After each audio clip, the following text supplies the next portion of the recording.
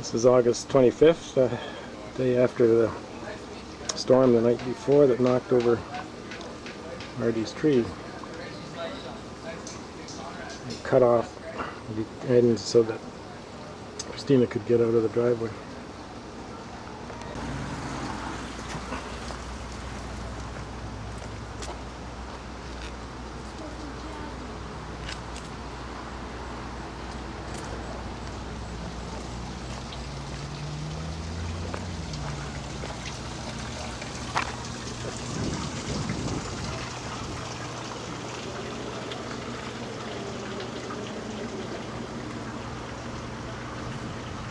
If I would have been around that things like that, they could have charged me for it. Because that's what they would have done. I don't care.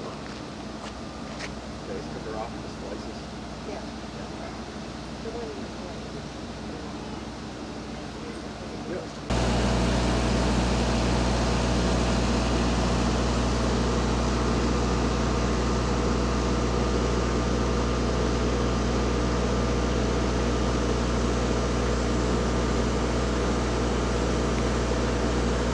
Setting up here for the evening news.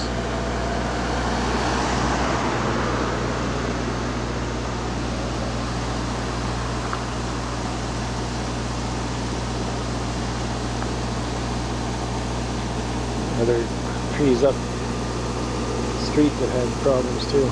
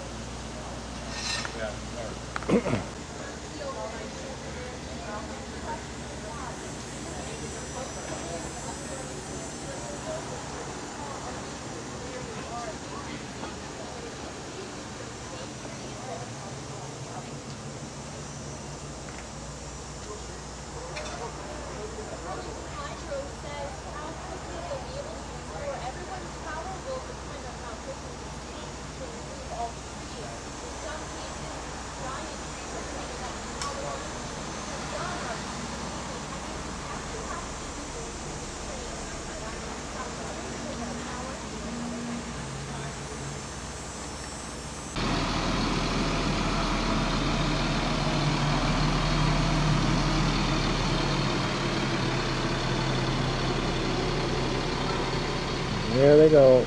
Satellite dish back down.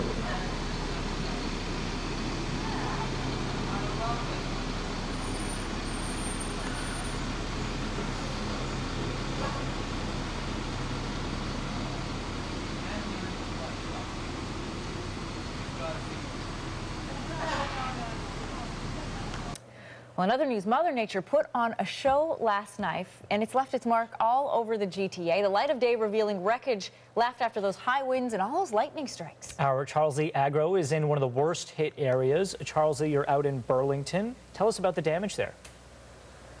Well, this is just one home. You can see it over my shoulder there. It's dealing with a fallen tree. In this case, it even crushed a car. I'm standing just outside the Roseland area. It's a part of town known for its tall trees and large canopies. In this case, it's those same trees that are causing all the trouble.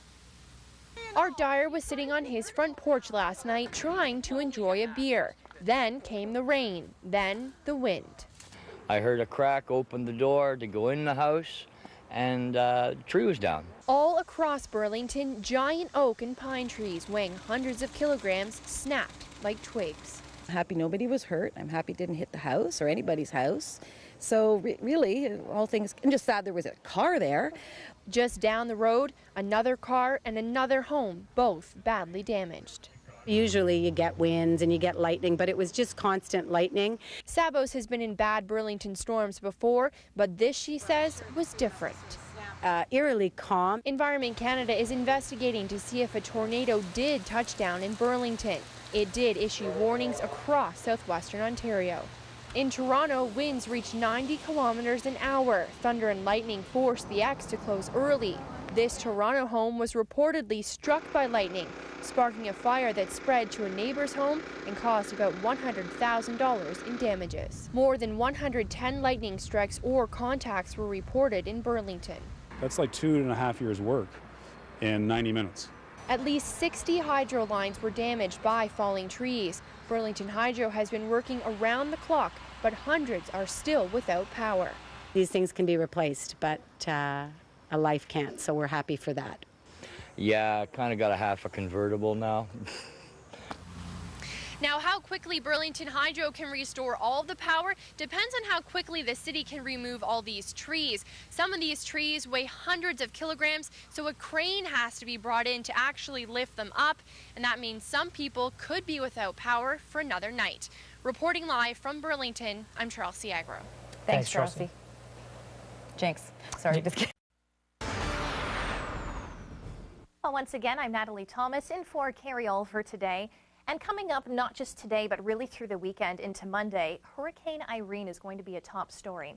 It won't have much of an impact on us here in southern Ontario, but it will if you're heading south of the border. New York City and Boston are both under hurricane watches. That's something we don't see very often. We'll talk all about that coming up. But first, we have to focus on the weather here at home, and not the weather we're going to see, but the weather we have seen. And remember those storms from Wednesday night? Well, Environment Canada has confirmed that it was an F1 tornado that touched down between Cambridge and Burlington. And you're looking at the tree damage here.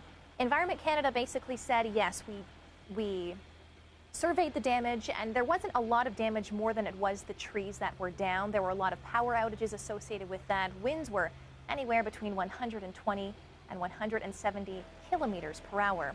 Now, we did meet up with one resident in Burlington to find out what he saw during the storm. I was sort of watching it. It was over in, I guess it's the northwest, plus the southwest, and I was sort of watching the lightning and stuff like that. And then it started looking funny, and I felt a wind, and then I heard a crack, and just got out of my chair and stood inside the door, and a tree probably came within a foot of me.